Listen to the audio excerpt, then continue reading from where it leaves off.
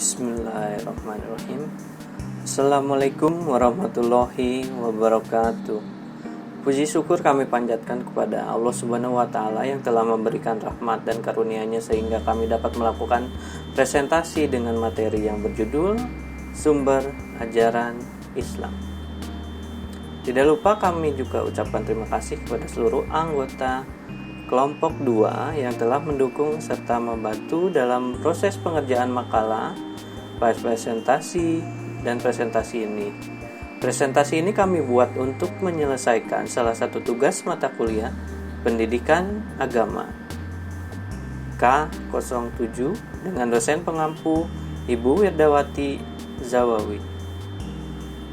Oke, untuk selanjutnya kami akan masuk ke presentasi materinya. Sumber ajaran Islam. Islam merupakan ajaran yang bersifat rabbani, yaitu datang dari Allah Subhanahu wa Ta'ala dan bukan merupakan produk pemikiran manusia.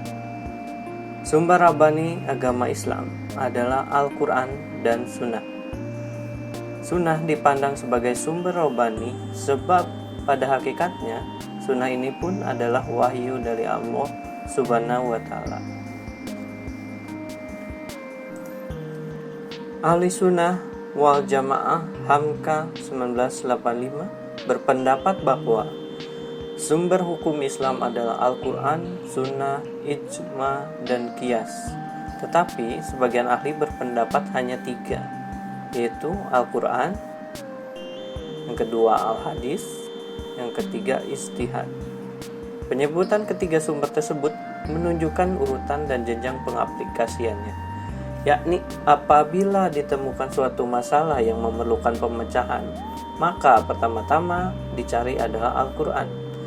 Tetapi jika tidak ditemukan dalam Al-Quran, maka dicari di dalam Sunnah, dan akhirnya dicari di dalam Ijtihad, baik melalui musyawarah untuk mendapatkan ijma atau kesepakatan maupun melalui qiyas atau penganalogian. Assalamualaikum warahmatullahi wabarakatuh. Saya Hafiz Fajarudin. Saya akan menjelaskan tentang Al-Quran. Dalam segi bahasa, Al-Quran mempunyai arti sesuatu yang dibaca atau bacaan. Dalam segi istilah, Al-Quran merupakan kalamullah yang diturunkan kepada Nabi Muhammad SAW. Al-Quran menurut istilah merupakan firman Allah yang bersifat mukjizat yang diturunkan kepada Nabi Muhammad SAW yang sudah tertulis di dalam mushaf-mushaf yang sampai kepada kita dengan jalan mutawatir dan dipandang ibadah yang membacanya. Allah Subhanahu wa Ta'ala berfirman, A'udzu billahi minasyaitonir rajim. Inna 'alaina jam'ahu wa qur'anah fa idza qara'nahu fattabi' qur'anah. Yang artinya, sesungguhnya kami yang akan mengumpulkannya di dadamu dan membacakannya. Apabila kami telah selesai membacakannya, maka ikutilah bacaannya itu. Surah Al-Qiyamah ayat 17 dan 18. Kedudukan Al-Quran sebagai sumber hukum Islam. Al-Quran mempunyai kedudukan atau posisi yang sangat tinggi atau mulia.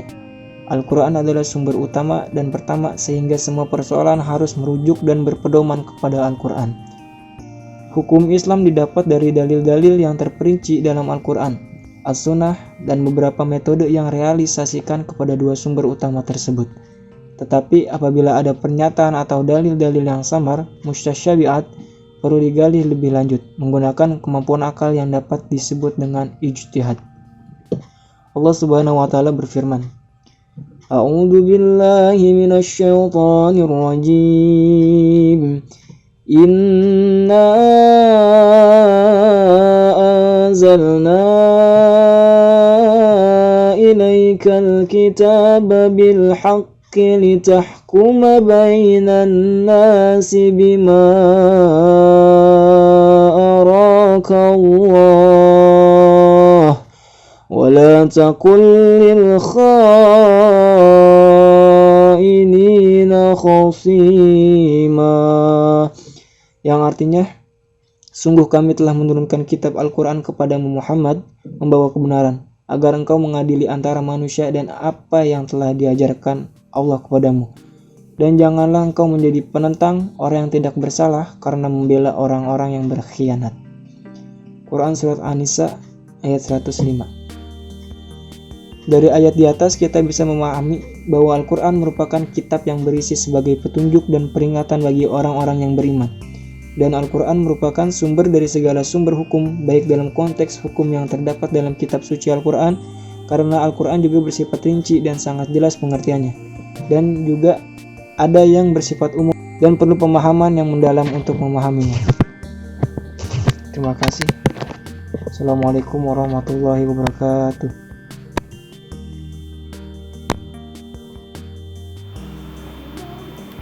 As-Sunnah atau Al-Hadis.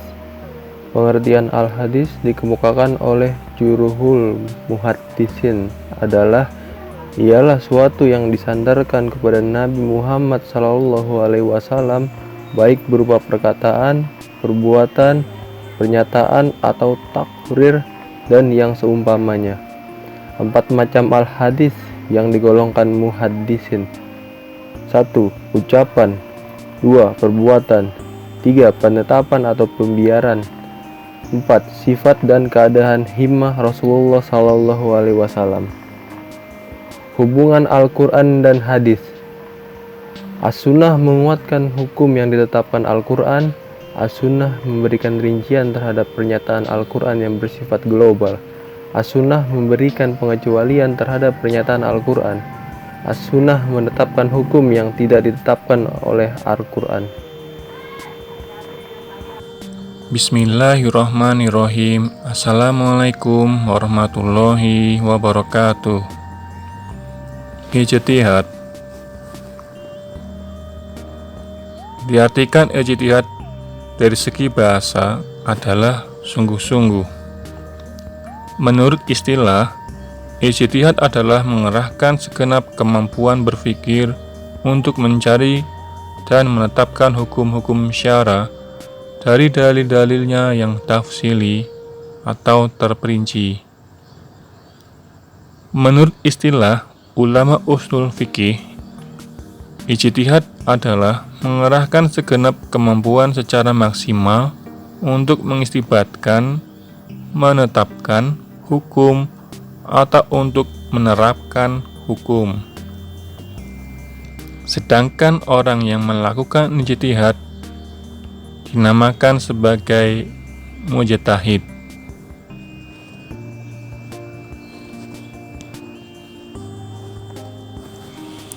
Dasar hukum ijtihad. Dasar hukum ijtihad adalah Al-Quran dan As-Sunnah. Al-Quran ditegaskan agar kita senantiasa mempelajari berbagai peristiwa untuk diketahui hukumnya.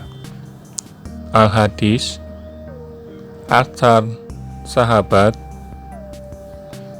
fatwa Imam Mujtahidin.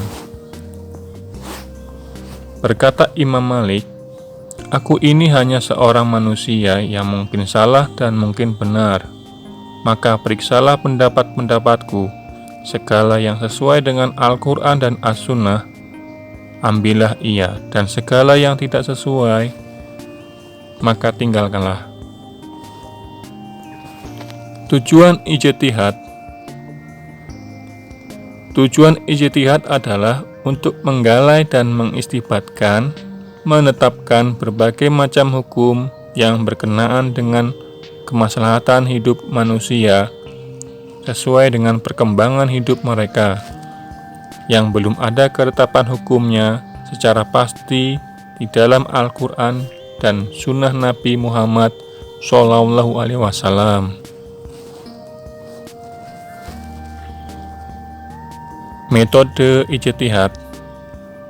Ada 2 macam metode, yakni yang pertama, ijtihad fardhi adalah ijtihad yang dilakukan oleh seorang mujtahid secara pribadi.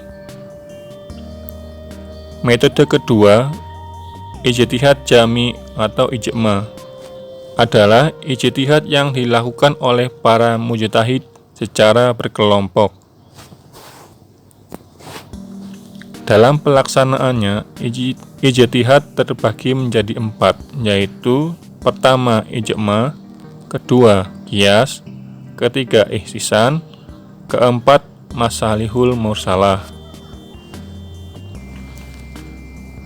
Fungsi ijtihad di dalam hukum Islam dalam kehidupan. Fungsi yang pertama adalah sebagai fungsi ibadah. Hukum Islam adalah ajaran yang harus dipatuhi manusia. Kepatuhannya merupakan ibadah yang sekaligus juga merupakan indikasi keimanan seseorang. Fungsi kedua sebagai fungsi amar ma'ruf nahi mungkar. Keberadaan hukum Islam ditunjukkan untuk mengatur kehidupan manusia. Fungsi ketiga sebagai fungsi jazir, yaitu hukuman yang berupa ancaman dan sanksi. Fungsi yang keempat, fungsi tanzim wa islah al-ummah, yaitu hukum yang mengatur aturan yang terperinci seperti pada masalah waris, nikah, dan yang lainnya. Demikian yang dapat kami sampaikan. Kurang lebihnya kami mohon maaf. Wassalamualaikum warahmatullahi wabarakatuh. Terima kasih.